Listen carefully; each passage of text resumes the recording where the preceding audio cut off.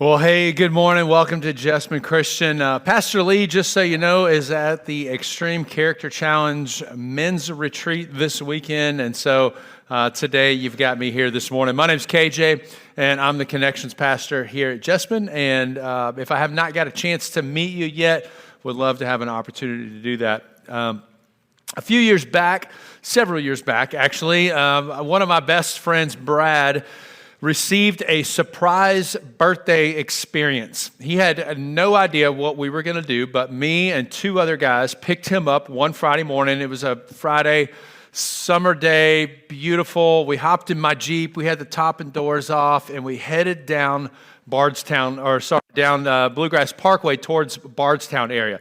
Again, he had no idea what we were doing, but once we got close to Bardstown, he yelled out, "I know what we're doing. Skydiving."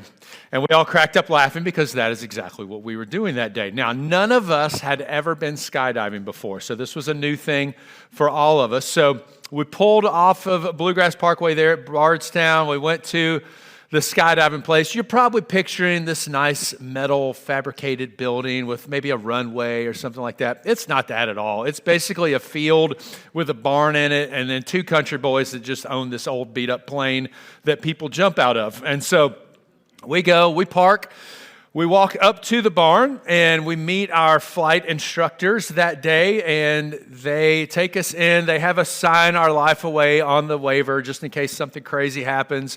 And then they walk us in, and we're just kind of standing around this old wooden table, and they break out the 13-inch TV VCR combo, and they pop in the VCR tape for us to watch the safety video, which is basically pull the ripcord and hope that you don't die.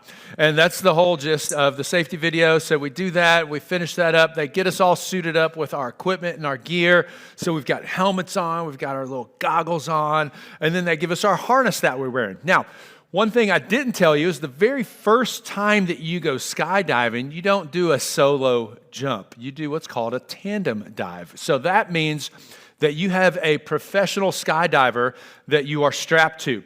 They are actually wearing the parachute.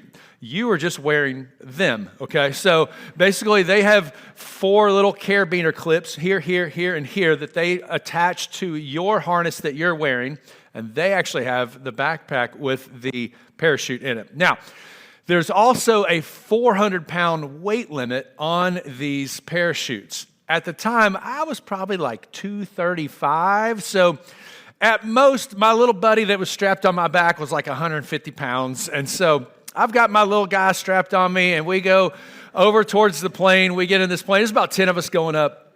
And again, this is an old beat-up plane. I swear it had to run a couple missions in Vietnam. It's got bullet holes on the side of it, the whole deal.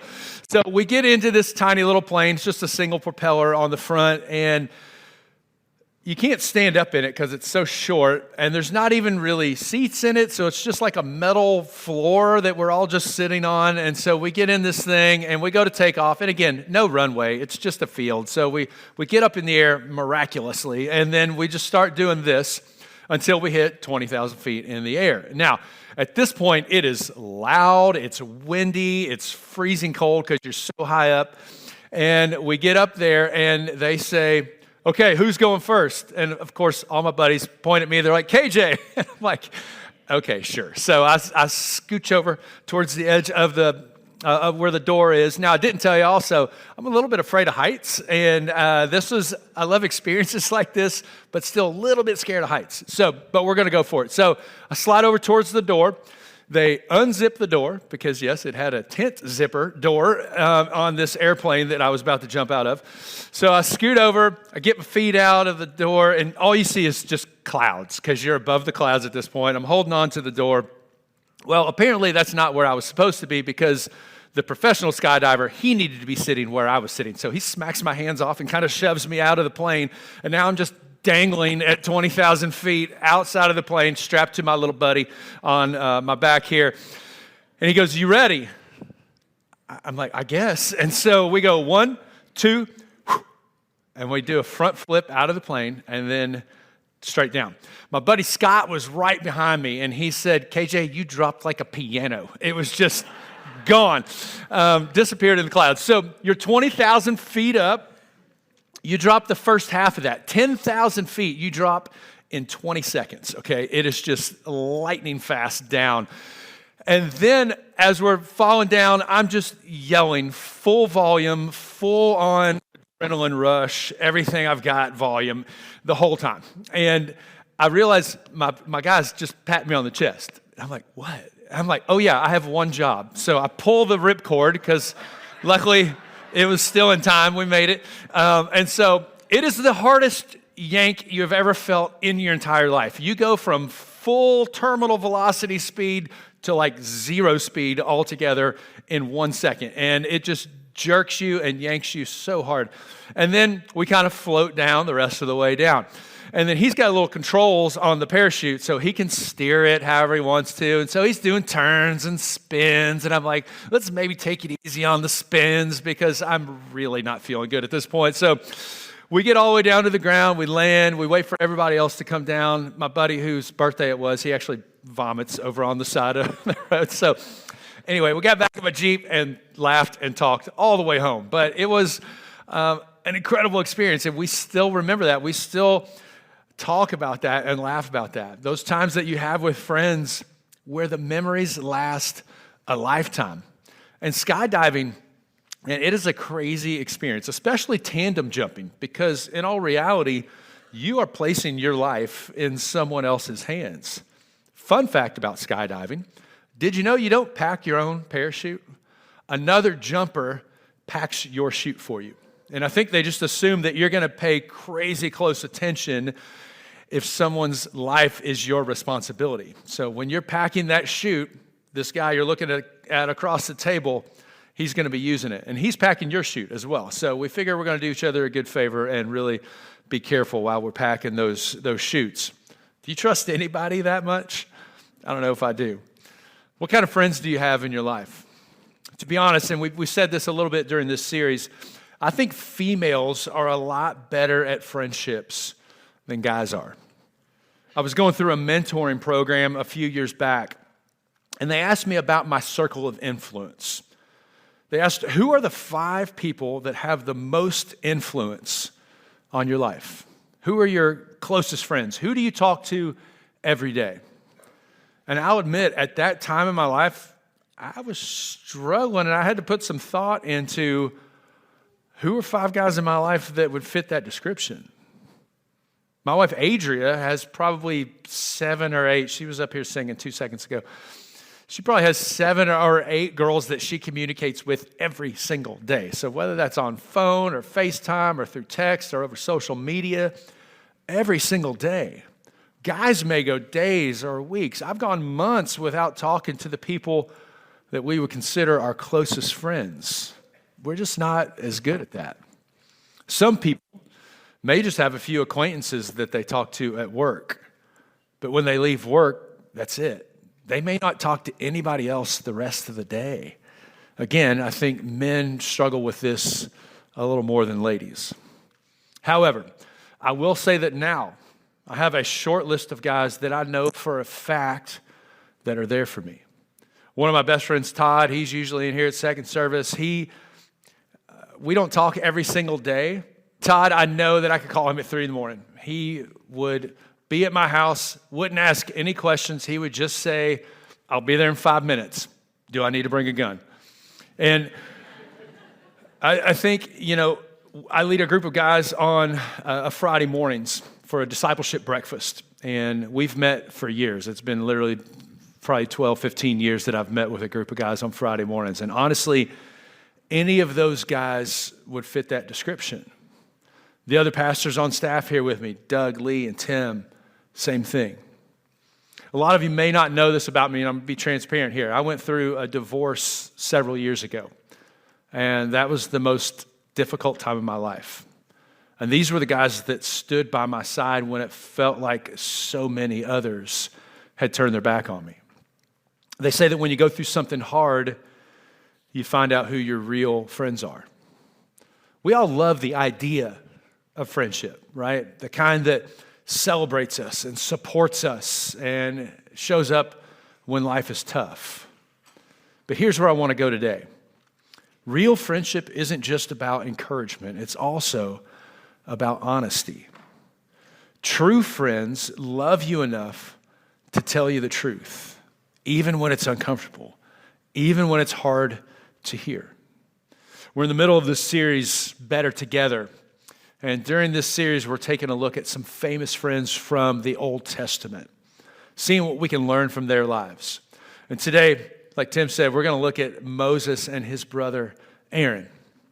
Now, Moses and Aaron, I think they give us a really powerful picture of what godly friendship looks like, of that kind of friendship that's both supportive and honest. Their relationship definitely wasn't perfect, but it was real. And through it, I think that we can learn what godly friendship looks like. Total side note here. I may get in trouble for this, but my wife grew up on the movie Prince of Egypt, and she always thought that animated Moses was just so handsome. And I'm like, babe, that is a cartoon character. So anyway, here we go. We're going to be in our Bibles in Exodus chapter 4. We're going to be in Exodus the majority of the morning here. So if you want to go ahead and turn there, if you got your app on your phone, you can use that as well. Exodus chapter 4, we're going to read verses 10 through 16. Let me set the scene for you first. Israel is enslaved by Egypt, okay, and it's been that way for a while. Moses, he's out walking around one day in the wilderness, and he sees this bush that is on fire but not being burnt up, okay? And God speaks to him from the burning bush. You've probably heard this story. He tells him that he wants him to go to Egypt and tell Pharaoh, the most powerful man on the planet, to let the Israelites go free. We'll pick this up in verse 10, chapter 4. It says, Moses pleaded with the Lord, "Oh Lord, I'm not very good with words. I never have been, and I'm not now. Even though you've spoken to me, I get tongue-tied, my words get tangled." Then the Lord asked Moses, "Who makes a person's mouth? Who decides whether people speak or do not speak, hear or do not hear, see or do not see? Is it not I, the Lord? Now go, I will be with you as you speak, and I will instruct you with what to say." But Moses again pleaded, "Lord, please send anyone else." Then the Lord became angry with Moses. "All right," he said, "what about your brother, Aaron, the Levite? I know he speaks well. And look, he's on his way to meet you now. He will be delighted to see you. I will talk to him and put the words in his mouth. I will be with both of you as you speak, and I will instruct you both in what to do. Aaron will be your spokesman to the people. He will be your mouthpiece, and you will stand in the place of God for him, telling him what to say." Here's our first point today. True friends step in when we are weak. Let me give you the background again. The nation of Israel has been enslaved to the Egyptians for years and years. When God calls Moses to lead Israel out of Egypt, Moses immediately starts making excuses after excuses. Look at what he says in verse 10. "Lord, I'm not very good with words. I never have been. I'm not now. Even though you have spoken to me, I get tongue-tied and my words get tangled."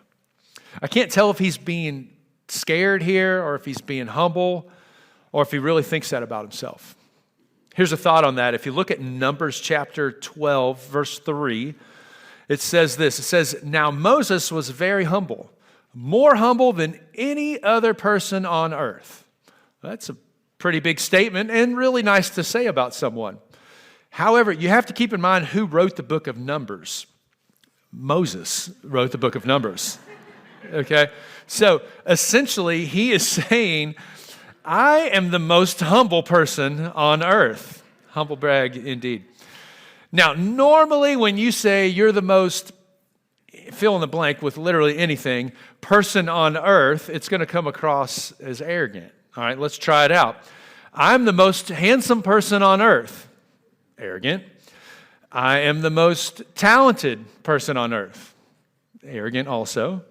I am the smartest person on earth. Arrogant. What about, I'm the most humble person on earth? I guess maybe that's humble. I'm not sure. We'll figure that out. Anyway, at this point in his life, Moses feels inadequate. He doesn't think he's capable or worthy. We've probably all been there. Moses doesn't feel qualified to do what God is asking him to do. So what does God do? He brings Aaron into Moses' life. Look again at verses 14 through 16. He says, what about your brother Aaron? I know he can speak well. He'll speak to the people for you. Here's the truth. God often sends friends to strengthen our calling and steady our hearts. He often places friends in our lives to fill the gaps where we feel weak. Aaron became the voice when Moses couldn't speak, and he became a teammate in the mission of God. So think through that. Who in your life has stepped in to help when you were weak? And just as importantly, whose weakness has God called you to support? Sometimes I think we resist help because we think it makes us look weak. We all like to think that we're strong enough to get through whatever life throws at us. Like, I'll be fine. But if we're really honest with ourselves, we're just not. And God uses friendship to remind us that we're not meant to do life alone. Listen to this. Friendship isn't about finding people who make you comfortable. It's about finding people who make you better.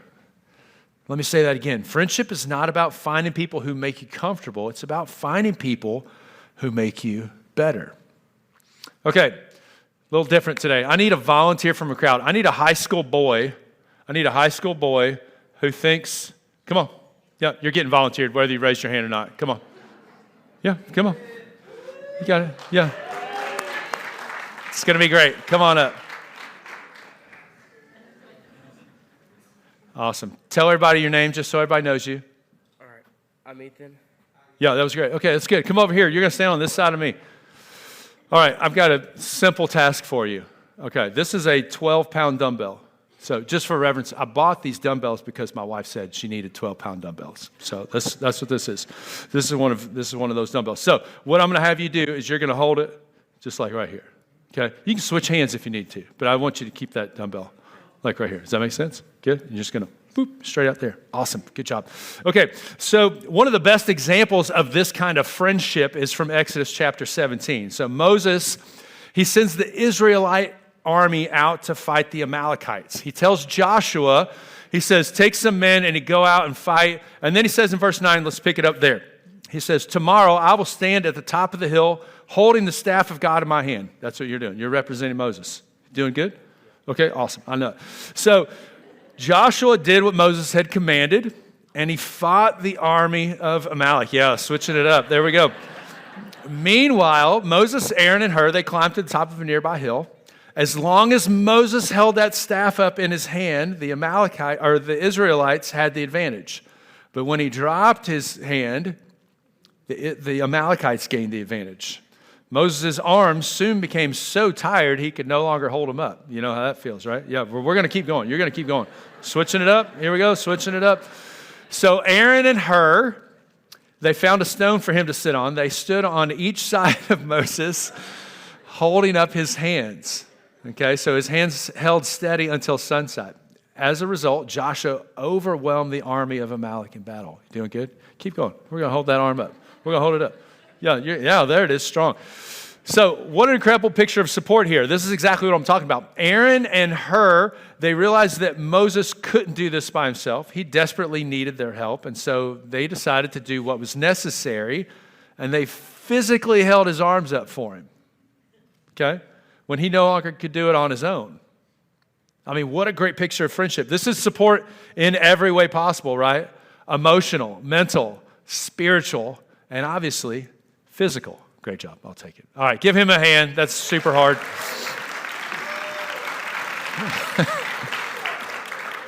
He's like, I didn't even volunteer for that.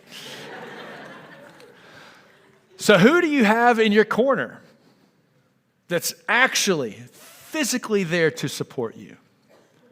And who do you do that for? It might be helping somebody move, okay, which is the ultimate test of true friendship, right? Because moving is the worst. And moving other people is even worse than that. But a real friend shows up for that. All right, let's keep moving. Let's look at Exodus chapter 18, Exodus 18. We're going to read through verses 13 through 24. Fast forward a little bit in time. We're established as a nation now, and we're going to talk about this. So it says, the next day Moses took his seat to hear the people's disputes against each other. They waited before him from morning till evening. When Moses' father-in-law, this is Jethro, saw all that Moses was doing for the people, he asked, "What are you really accomplishing here? Why are you trying to do all this alone while everyone stands around you from morning till evening?" Moses replied, "Because the people come to me to get a ruling from God. When a dispute arises, they come to me. I'm the one who settles the case between the quarreling parties. I inform the people of God's decrees and give them his instructions." Okay? So Moses is sitting, listening to people. He's giving rulings. He's doing it all day, every day. Then listen to this. "This is not good," Moses' father-in-law exclaimed. "You're going to wear yourself out and the people too. This job is too heavy a burden for you to handle all by yourself. Now listen to me and let me give you a word of advice, and may God be with you." We're going to skip down a little bit. He said, "Select from the people some capable, honest men who fear God and hate bribes. Appoint them as leaders over groups." And then down a little further, he says, "They will help you carry the load, making the task easier for you. If you follow this advice, and if God commands you to do so, then you will be able to endure the pressures, and all these people will go home in peace." Moses listened to his father-in-law's advice and followed his suggestions. Second thing I want us to pull out of this passage today is that true friends tell us the hard truth. So here's the summary. Moses, he's led Israel out of Egypt. The Red Sea has parted. Manna has fallen from heaven. God's people are free. But now Moses is overwhelmed. He's spending all day judging disputes among the people. All day, every day, he's just sitting in a chair listening to people argue and complain against each other. I mean, can you imagine just listening to multiple people argue and complaining all day? You're like, yeah, I've got 3 kids. Two things with this. Number one, Moses has got to be exhausted, just tired of listening to people complain. But look at it from the other side as well. Some of these people have probably waited days and days to finally get in front of Moses. And when they do, and they're hoping for that honest and fair judgment, and they're standing before him as like the 117th case that he's seen that day, do you think they really got the best possible judgment for their verdict? Enter Jethro, Moses' father-in-law and a friend. He watches for one day. That's all it took, one day. And he says in verse 17, "What you're doing, it's not good." That's honesty. That's love. Jethro, he could have kept quiet.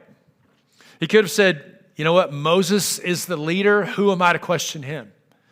But instead, he speaks truth that Moses needed to hear. He says, "You and all these people who come to you, you're only going to wear yourselves out." And he then offers wise counsel. And get this, Moses listens to his father-in-law. Fellas, that's hard to do. His father-in-law gave him advice. But it wasn't just his father-in-law, it was his friend. Moses was messing up and probably hurting some people in the process. But he didn't realize it. He'd been doing it for so long, he didn't even pay attention to it. And so he was blind to it. The truth is this: good friends sometimes see what we can't, or what we refuse to see, or what we ignore, or what we've gotten used to in our life. And then they love us enough to say something about us. Bad friends flatter us. Good friends form us. Bad friends tell us what we want to hear. Good friends tell us what we need to hear.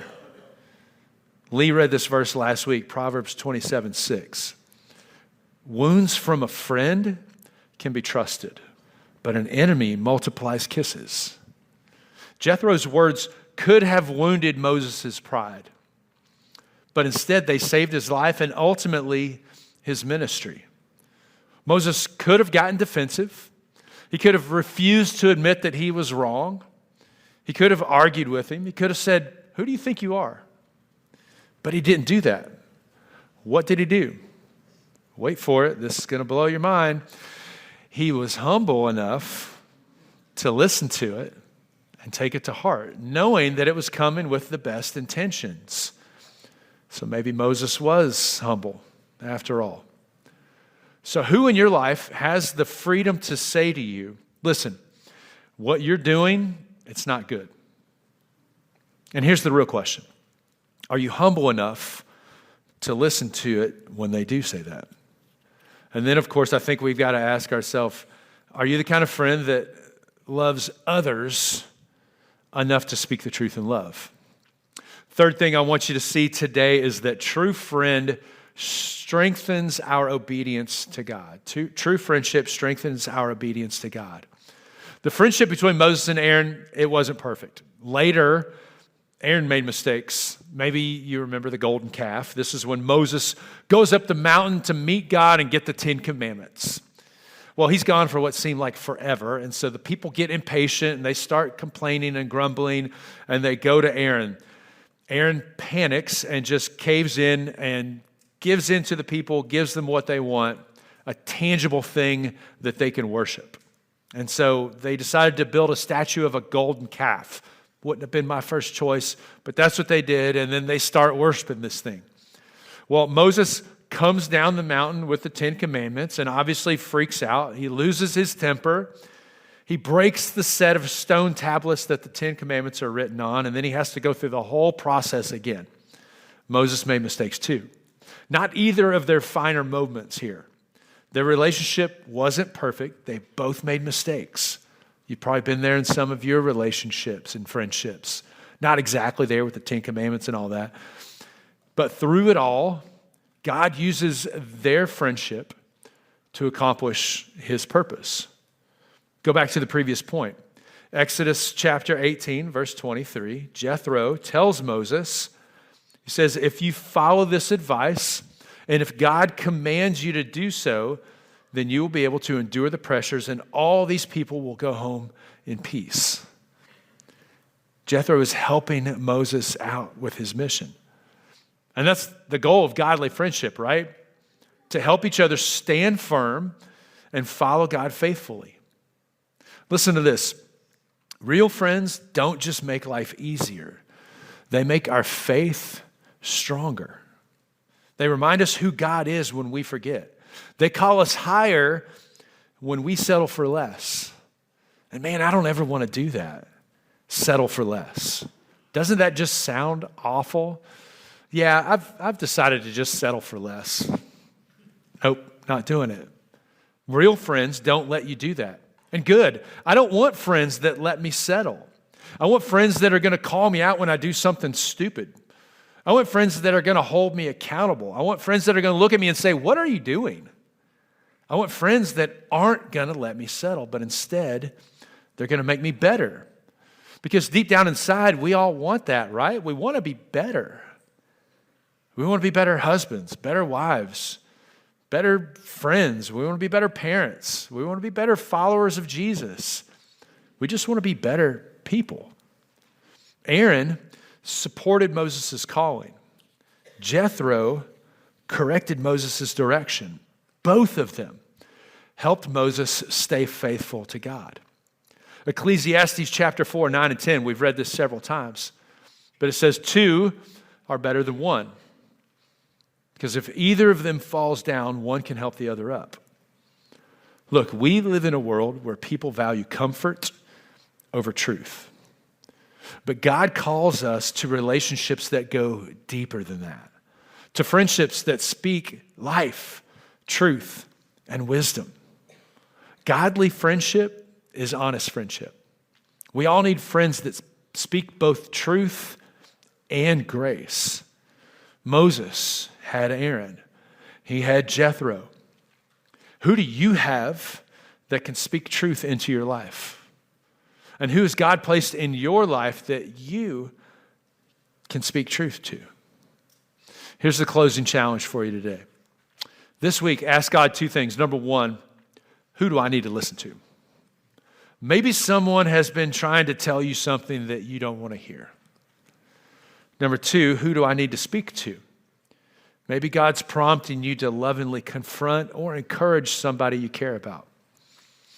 And honestly, you may look at your life right now at this stage and go, you know what? I don't really have friends like that. Get some. Look around you right now. There are a couple hundred people in this room that are all looking for the same thing. Link arms with a group of people and start doing life together. If you're not already a part of one, find a life group that you can join. There's several options for everyone on our website. Groups are open now. You can be a part of those. Start to develop those relationships that are going to point you in the right direction. Because life is better together. Here's the takeaway. We all need friends who encourage our faith and refine our leadership. I'll say this again. Friendship isn't about finding people who make you comfortable. It's about finding people who make you better.